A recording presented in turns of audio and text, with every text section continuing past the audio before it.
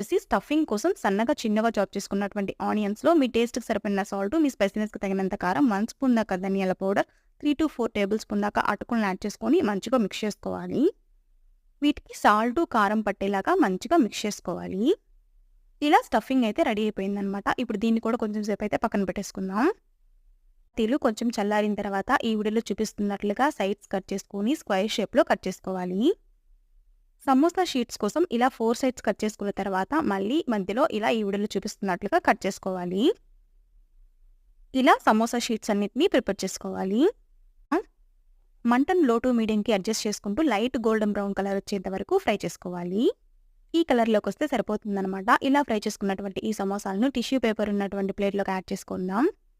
ఇలా మిగిలిన సమోసాలను కూడా లైట్ గోల్డెన్ బ్రౌన్ కలర్ వచ్చేంత వరకు ఫ్రై చేసుకోవాలి. చిప్స్ లాగా కట్ చేసుకున్నాం కదా! వాటిని కూడా లైట్ గోల్డెన్ బ్రౌన్ కలర్ వచ్చేంత వరకు ఫ్రై చేసుకోవాలి.